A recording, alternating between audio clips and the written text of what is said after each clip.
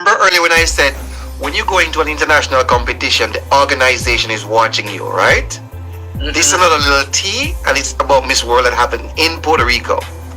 Julia Marley had a couple persons like influencers going around talking to the girls every day. She asked them to pay close attention to, let's say, these 10 girls. Those are the 10 girls that she's eyeing. And any one of them who is a bitch or behave nasty, she knows. Right? So she has insiders who go around with these girls, not the chaperones that everybody needs to be nice to. She has her team. And the moment you get there, she will say, okay, the girls I'm looking at, allegedly, are these ones. And I know of a fact because somebody I know was in Puerto Rico and Julia asked him to do that particular job.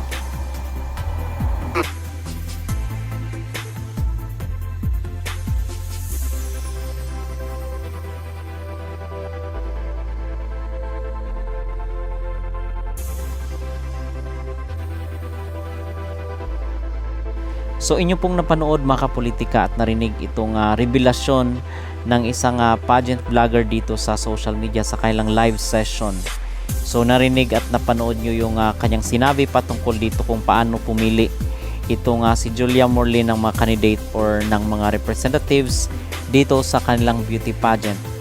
At nakita po natin itong video ito doon sa TikTok at I believe na worth it nating pag-uusapan ito for the sake dito sa maging laban ni Asia Rose Simpson sa finals, kasi ilang araw na lang po ang ating inihintay mga kapolitika. More than a week na lang ay makikilala natin ang bagong Miss World para sa taong 2026 at kung kanino ipapasa ni Opal itong blue crown ng kanilang organization. So napanood nyo yung highlight ng kanyang sinabi na itong si Julia Morley is meron siyang mga insiders. Meron siyang someone na tumitingin, nag-o-observe at nagmamasid doon sa mga candidate kung itong mga candidate na ito paano ba sila makipagkapwa-tao, paano ba sila makipag-engage, makipag-socialize. So merong someone na tumitingin sila, CCTV kumbaga, dito sa mga candidate na ito, especially siguro sa kanilang behavior na ipinapakita, sa kanilang mga character, kung yung quality ba ng isang candidate na hinahanap ng Miss World is nasa kanya. So minamanmanan, in other words, yung mga candidate. At alam naman po natin in the first place na ang pagsali dito ni Asia Rose Simpson sa Miss World ay talagang sinabi niya na yung authenticity ang pinaka-importante na may papakita niya sa organization. And we hope na sana itong mga taong itinalaga ni Julia Morley para mag-watch over dito kay Asia Rose Simpson ay positibo ang kanilang ibabalita, i-report doon sa kailang amo na si Julia Morley. Kasi nga na-mention natin doon sa ating mga naunang video mga kapolitika na ang pinakamahirap daw na fast track dito sa Miss World ay walang iba kundi si Julia Morley. So kahit ipasa mo pa top 1 ka dito sa lahat ng fast track, pero may naobserbahan sa'yo yung mga tao na kanyang pinapamanman dito sa mga candidate at negatibo yung kinomento doon kay Julia Morley, I believe na hindi ka papasa doon sa pinakamahirap na fast track na ito nga si Julia. So may point mga kapolitika itong sinabi ng vlogger na ito, dahil ang Miss World is, diba, parang nakafocus sila sa mga advocacy, humanitarian cause. So apparently dapat ang magtrabaho sa kanila is yung imahe. Dapat hindi mabahiran na masama ang ugali, maayos katrabaho. So dapat walang issue na mga ganon. At I believe naman na hindi nagsisinungaling itong vlogger, kundi nagsasabi lang siya ng totoo. Okay, kasi merong mga connections yan mga kapolitika sa loob. So alam nila yung mga galawan sa loob ng organization. So yun po yung balita dito. At dito naman po sa pangalawang video is inyo po nga napanood na itong usap-usapan kasi itong pambato ng Cambodia na hawak-hawak yung kamay ni Julia Morley. Ang sabi daw nila is parang nagpapalakas daw, nagpapasipsip dito sa CEO ng Miss World. At wala naman sigurong masama dito mga kapolitika, kasi everyone is very desperate to wear this blue crown ng kanilang beauty pageant competition. Talagang lahat ay ginagawa para ma-impress, para ma-please itong si Julia.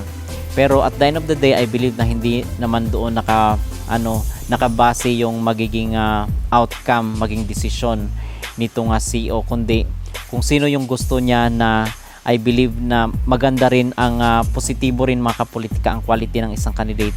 Ayun ang kanyang ipipick or kukoronahan sa finals kasi nga siya 'di ba ang nag-a-announce ng winner. So apparently ito ay pagpapakita lang itong video na ating napanood na hawak-hawak ni Cambodia yung kamay ni Julia ay parang ano ito mga kapolitika, pagpapakita na talagang gustong-gusto niya manalo dito sa Miss World competition. Okay? So, yun po yung ating reaksyon at masasabi dito.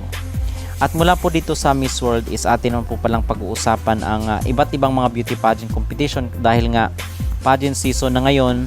So, sa October 10 na finals po pala is napakarami po pala yung magaganap na yon. Merong Miss Grand International Finals, andun din po yung Miss Asia Pacific International, Mr. Global at Miss Global.